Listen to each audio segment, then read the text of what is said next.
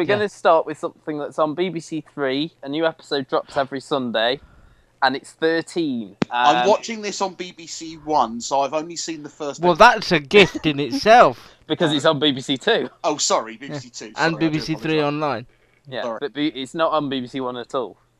BBC Sorry, Two at 10 o'clock. I forgot. I thought. Okay, yeah, and it's on BBC Two 10 o'clock on Sundays. There you That's go. when I'm recording it. Yes. Okay, Okay. This is the story of Ivy Moxham, who at the age of 13 was kidnapped and put in a cellar, and now 13 years later, see what they did there, she sort of stumbles out of the cellar, and the police are trying to find out, what the hell happened, and at the same time her family are getting used to having her back, like her sort of boyfriend at the time is sort of having feelings for her again, even though he's now married.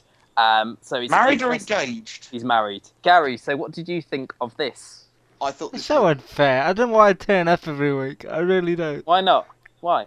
I don't know. It's just you only care about Gary's thoughts. Oh. Yeah, but let's be honest, Luke, so do you. Well, yeah, I do, but I would never say it. I'll get Luke's thoughts I in a thought bit. this was pretty damn good. I really do. I thought this was. This made me weep for the end of BBC Three a little bit, because this was so good that it deserved to be on before they got shut down. I'm worried that not enough people will see this. It is on BBC Two, though, as you say. Although I do think they should have. Yeah, well, it's got that great lead-in from Let's Play Darts for Sports Relief. So. Well, Yeah. what more, and then it's followed by Match of the Day 2. What more could you want? Yeah. I think the lead actress is incredible. She has managed to. Whose name is? Oh, I don't know. Go on. I'm being. Oh. I don't know. Yeah. Jodie Comer. Who was in Dr.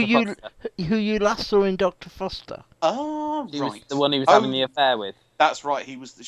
She's actually managing to play this as an adult like a kid, which is the whole idea. She's playing a kid of 13 who's grown up and not really grown up. So that's very difficult. She also has the most wonderful kind of glazed look in her eyes that you think would be appropriate for someone who's been through what she's been through. There's not even the guarantee that this is who she says she is. There's no guarantee that she was. Well, that's it, Gary.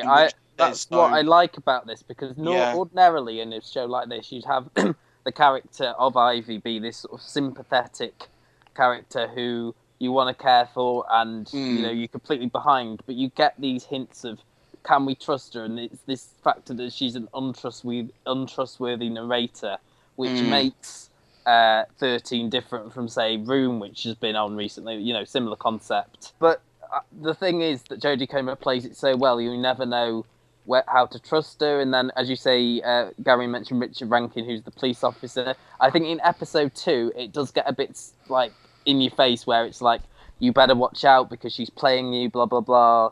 I'm guessing police that. Officer. How many of there are these? There's 5.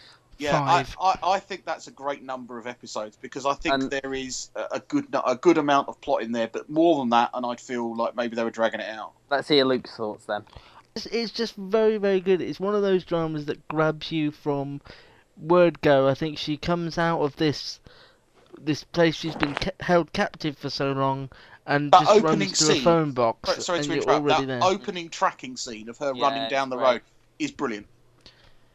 Great. And I think Jodie Comer, Gary said about how wonderful she is and the glazed look and the playing the younger. She just has this presence about her when she's on screen that you just, whether you trust her or whether you don't, you are sort of captivated by her performance. I will say that it is perhaps down to BBC Three being online.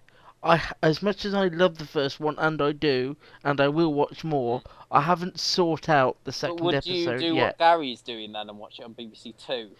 I wouldn't. I wouldn't watch it at 10 o'clock. I think that's a shame. But I'm just recording it and then watching it, which I suppose I could do with iPlayer, but I don't know. Again, this whole thing about BBC Three annoys me a bit, because I don't really feel like it's accessible at any time. I feel like it's too complicated. If I want to watch it, I just want to record it and watch it, and I can't do that with BBC Three now.